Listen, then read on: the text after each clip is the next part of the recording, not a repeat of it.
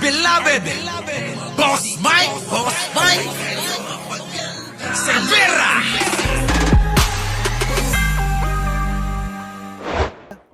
Eto mga kababayan.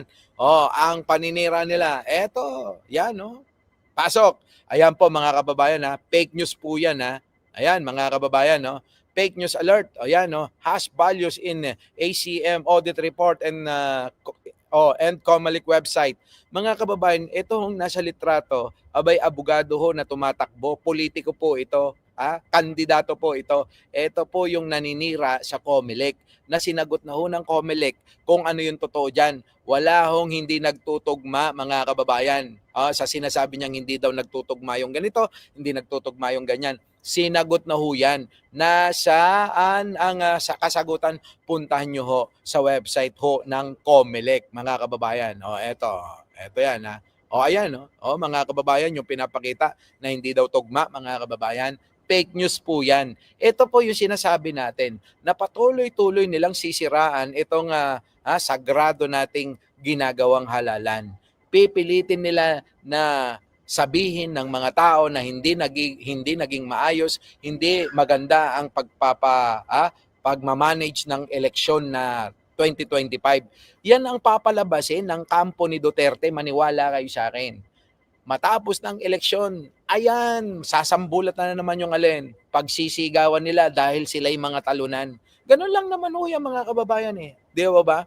Kapag talunan ka, sisigaw mo. Tulad niyan, eto mga kababayan, tingin ko po ito matatalo Kaya ho, ganyan, nag-iingay ho mga kababayan Matatalo po itong kandidato na ito na napakaingay na binabanata ng Comelec mga kababayan.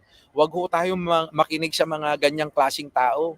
Bagkus mga kababayan, makinig tayo sa tamang kinauukulan at yun lang po yung ating paniwalaan. Huwag kayong maniwala sa mga ginagawa nilang fake news. Kita nyo kay First Lady, panay ang banat nila, di ba? Tulad na lang ni Roque mga kababayan Ang banat niya mga kababayan, laging si First Lady. Kasi mga kababayan, ang mga DDS, eto ibubuko ko na, ang mga DDS may kanya-kanyang mga naka-assign kung sino yung aatakihin nila. Eto po yan mga kababayan. Ang naka-assign dito kay Maharlika at kay Roque ay atakihin ang First Lady. Tapos isisegue kanino? Kay Pangulong Bongbong Marcos. Pilit nilang ililink ang First Lady. Hindi nyo ba napapansin mga kababayan? Ang punterya nila ay si First Lady ng si First Lady kasi yun yung naka-assign. Kanino? Kay Roque at kay Maharlika. Tingnan nyo sila banat-bay. Sino ang mga binabanatan? Si Pangulong Bongbong Marcos at si Speaker at yung mga ibang congressman. Hiwa-hiwalay po sila Yun yung estilo ng pag-atake nila, mga kababayan. Tingnan nyo, mga kababayan. Pansinin nyo, itong mga vlogger nila, nakapokus ba sila? Saan? Sa mga vlogger na tulad natin? Hindi ho. Bakit? Hindi ho sila babanat sa atin. Kasi tayo, yung mga taga-sagot lang ng mga fake news nila, sagot tayo na sagot. Tayo yung mga laging mga nagpapaliwanag kung ano ba talaga totoo sa mga sinasabi nila. Yung mga fake news nila, lagi nating dinidibang. Ganun po mga kababayan Di po ba? Ganun po ng ganun, mga kababayan. Yan ang ating nagiging parang misyon. Itama yung mga maling impormasyon na kanilang pinapakalat.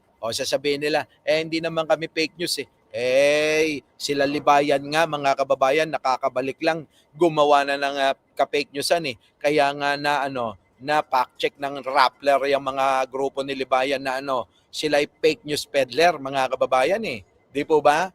Eto pa mga kababayan, pansinin nyo, lahat ng vlogger nila, puro fake news ang mga sinasabi. Pinipilit nila yung pulburon video, pinipilit nila yung nangyari daw di umano kay First Lady na meron daw powdery substance na pinaghihinalaan daw nila na cocaine.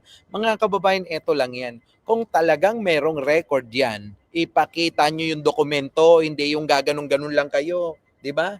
Ito yung dokumento, Pwede ba yun? Mga kababayan, i-post ninyo. Ang tagal-tagal na niyan 'di ba?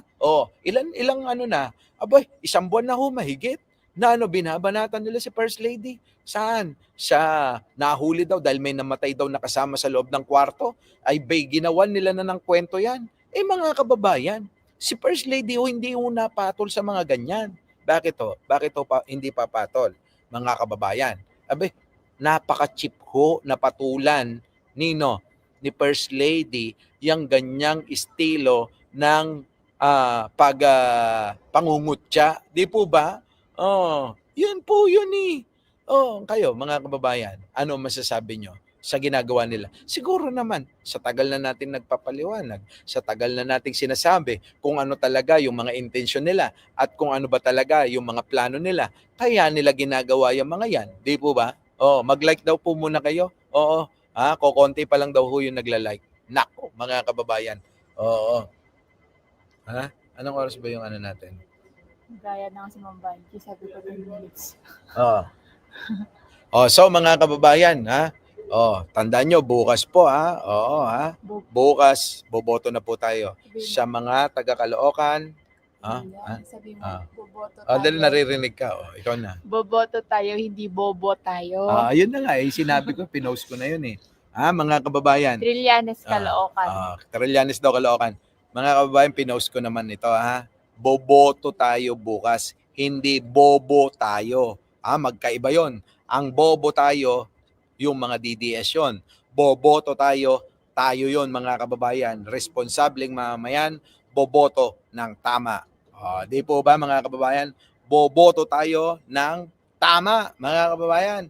So mga kababayan bibitinin ko na kayo dahil boarding na ho namin. Shoutout po sa inyong lahat. At itutuloy ko na po ito, malamang nasa Milan na po tayo magla-live. Ano po? At siguro mga kababayan, sisikapin pa rin natin mag-update sa mga nangyayari kasi tingin ko mga kababayan, marami pa ring mga manggugulo.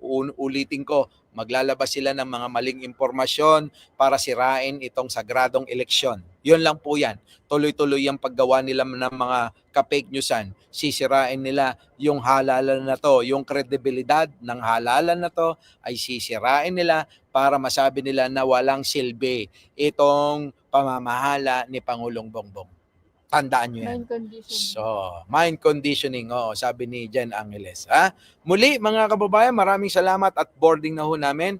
Opo, hindi ko na kayo mabati-bati lahat. Opo. At mga kababayan, sa inyo pong lahat, maraming salamat sa pagsama kahit anong halanganing oras, nanonood pa rin kayo. Muli, ako po ang inyong lingkod at si Jen Angeles kasama ko. Opo, kita-kita po tayo sa susunod na live. Maraming salamat po. Our beloved Boss Mike